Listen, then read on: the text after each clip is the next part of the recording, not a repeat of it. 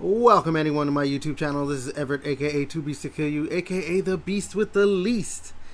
And man, oh man, Xbox.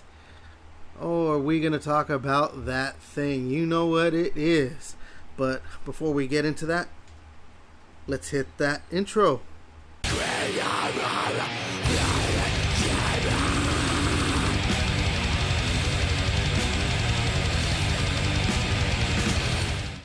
Alright, so, the price hike. I wanted to make a video yesterday when it happened, but I figured I would wait a little bit, wait about 24 hours, let the internet do its thing, go about it, simmer on it a bit, and yeah, I've seen the reactions that I thought I would see after about a little over 24 hours, a little over 24 hours, from Xbox announcing the price hike for Gamepass. And yeah, obviously I'm going to talk about the different reactions, my opinion and all that stuff, but let's go ahead and get into what the actual price hike is, or the price changes anyway. So Microsoft, or Xbox, is now, they already had 3 tiers, but they're changing it up a bit. I forgot. Oh, they had Game Pass Core and all that stuff. I don't remember. I just always remember Game Pass Ultimate. Well, Core's gone. It's now just Game Pass Essential, Premium, and Ultimate. So Essential is going to be $10 a month. You get the cloud gaming. Oh, that's one thing. Like, cloud gaming is in all of these now. They clearly are pushing for that cloud gaming stuff. They really want that. But yeah, so Essential is 50 plus games. Cloud gaming, Riot Games stuff, online multiplayer, and rewards. Okay. Then there's Premium, which is 200 plus games. New Xbox published games will be on this the Premium tier within a year of launch. Although there's a star next to it, or an asterisk or whatever, that says Call of Duty titles are not included in that. So, maybe they won't be adding newer Call of Duty titles. Who knows? Cloud gaming, of course, in-game benefits for Riot, multiplayer, all that stuff. Then, that's $15 a month.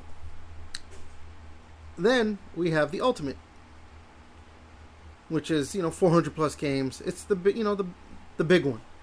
All day one games. Day and date. They've added Ubisoft Plus classics. EA Play's already included. But they've also added Fortnite Crew, which is coming in November, so, whatever about that. Plus, the best version of their cloud gaming and all that stuff, which I think now you can stream in 1440p. Plus, of course, the Riot Games stuff, multiplayer, rewards, all that other shit. So, the big thing is, Ultimate now is $30 a month. It jumped $10. It was $20 to now $30. And so obviously that has been like the biggest thing. And yeah, let's go ahead and get into it. So my opinion yesterday has changed today. I probably was just more in the, moment. I thought it was not a good... in a way, I still think it's not a good change to the price. $30 is still a lot of money. It doesn't matter that, there's a lot... Like, they just added Hogwarts Legacy. Maybe you never played it and you want to try it. They did add a bunch of Ubisoft games recently. Like, I'm looking at the service. Yes, full disclosure, I am subscribed still to Game Pass Ultimate. If you look, they did add a bunch of games. So I'm not going to be one of those people who tells you that it's not worth it based on what you think. It's based on what I think, my perspective. And I'm kind of split. I think Ubisoft Plus Classics, it's fine. They add a bunch of older Ubisoft games. I don't know if I'll actually play anymore. Maybe I might get bored and be like, you know what, let's play this. I've never played a lot of the Far Cry games, and I've skipped a lot of the Assassin's Creed games after Assassin's Creed 2, up until Valhalla. So I mean, when they start adding other games, maybe I'll just go ahead. The EA Play is cool because I do play some of the EA Play games, mostly like Battlefield or whatever, when they actually add it. I don't use the cloud streaming, so, the cloud gaming. So them now, like, oh, we can play in 1440p is not a big deal to me. And Fortnite, I couldn't even give less of a fuck than I do now about Fortnite. Cool, you get the battle pass and some, I don't know how many V-Bucks or whatever it's called. I don't care. What I do care about, and I'm still willing to pay the $30 a month for, is the games that they'll be putting out and being able to play online and all that stuff. Like, I want to be able to play online with my buddies, so there's that. But I also want to be able to play The Outer Worlds 2, which is coming up. This is coming out this year. Ninja Gaiden 4, Forza Horizon next year, Gears of War E-Day next year, Fable whenever that, hopefully that comes out next year. The new Halo game whenever that comes out. Just other games, Black Ops 7. I'm one of those idiots who keeps playing every every Call of Duty every year. But now I don't have to actually buy it. I could just keep subscribing to Game Pass Ultimate. Because yes, that Call of Duty still looking to be on Ultimate. So yeah, but that's just me. I don't have to buy as many games because I still want to buy other games that are going to be coming out. Like I still want to. I'm planning on buying Digimon Story Time Stranger. I'm planning on playing, which isn't on Game Pass. I have to buy that. Pokemon Legends ZA. I have to buy that. That's a Nintendo thing. They don't do they don't do a subscription service like that. And Hyrule Warriors Age of Imprisonment. So like, if I don't have to buy as many games that I'm planning on playing, I'm fine with spending $360 a year. Although it looks like certain markets, certain retailers are like, yeah, we'll just keep these prices the same, $20 a month kind of thing. Yeah, I mean, that's all. Again, what someone deems is worth it to them is what they deem as worth it to them. I'm never going to say, well, you're stupid, it's not worth it. Like, to me, maybe it's not worth it, but to you, it's totally worth it. And I've seen a lot of people. So that's the other thing I want to talk about, is the online, discussion about this. Now, obviously, there's a lot of people who are, like, canceling their subscription. And they're doing the performative arts thing of, like, oh, yeah, I'm done. I canceled my subscription. And they're putting, like, a screenshot or whatever it is. And to those people, I'm like, shut up, dude. Like, get the fuck out of here. You're doing this because you're trying to, like, get engagement and all this stuff. Which is fine, I guess. But, like, the thing is, we kind of all know they'll probably at some point go ahead and resubscribe. So, whatever. And then, of course, you have all the people who are saying this isn't worth it that are mostly Sony fanboys. Which, let's be real here, you probably either weren't subscribed to Game Pass, or you were looking for a reason to be like, oh, look, yeah, see, look. They're using it more, for more performative, engagement farming. Yeah. Then, of course, you have the people who are like, you know what, I'm staying subscribed. It's still worth it to me. And good for them. Again, I'm never going to tell someone, you're dumb or something. But then you also have the Xbox fanboys who are just, like, telling people they're stupid for saying it's, for criticizing this.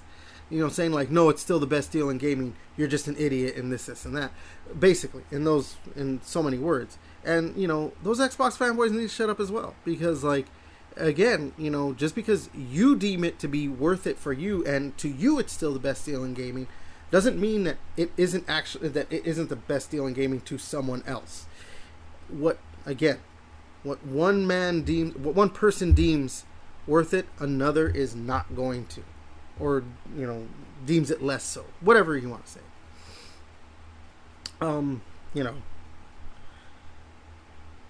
Everyone has their own opinion. Everyone has their own mind. Everyone is their own person. And we can't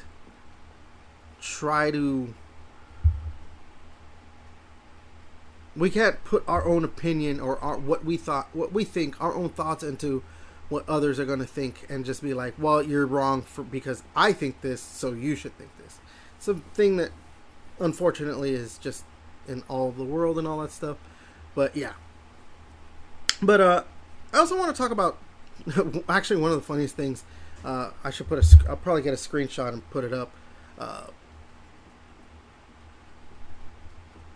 think it was the governor of California. I want to say it was Gavin Newsom. I can look it up real quick. While I'm looking it up, he basically was like, "Oh, thanks, Donald Trump." Yeah, it was Gavin Newsom. He just like, "Thanks, Donald Trump," as a retweet to Microsoft, like a Newswire post of Microsoft saying Microsoft's raising the price of Game Pass. So that's kind of funny that happened. But yeah, that's a whole other thing. There's another thing I want to talk about. That, you know what? Why I kind of ended up saying, like, it is what it is. There was someone put out a tweet saying, I don't remember everything, and I'm not going to go looking for it, and it's kind of a lot. About like, Microsoft or Xbox is now just like, you know what, we're a business, we're just going to make the money. That's what they said in so many words. And it got me thinking that, like, yeah, actually that makes sense that they're doing that. Is this a popular thing? No. Like, it's not popular. I mean, it was most likely, they knew that it wasn't going to be popular. I mean, like, Google Trends had canceled Game Pass as, like, a top trending thing or whatever. But also, like, Xbox has been doing, raising the prices, trying, for the console, they try to raise the price for games, and then they said, never mind. And I see people saying, like, oh, if we speak with our wallet enough, they'll cancel, or they'll walk back the price raising. I don't know if that'll happen. But, yeah, it got me thinking that, like, maybe this is just Xbox saying, you know what, we don't give a shit anymore. We're going to do what we're going to do because people are still going to pay for what they want to pay for, and they're still going to buy what they want to buy. I mean, it makes sense because when you look at some of the things like Phil Spencer, not recently, but, had previously said, like, you're not going to get people to switch from their console, meaning that, we're not going to get people going from PlayStation to Xbox. It's just not going to happen. And as much as people want to, even people doing performative arts on the internet saying, well, I'm switching from Xbox to PlayStation, like, no. Like, once you have your digital library, you have your digital library. Even if it is just Game Pass and you don't really buy a lot of games. Like, you have your games. That's why I've said it before, the Xbox One, PlayStation 4 generation was the generation to not lose. That was the worst generation to lose for Xbox. Because that's when digital started taking a bigger hold, and everyone started buying a bulk of people started buying their games digitally.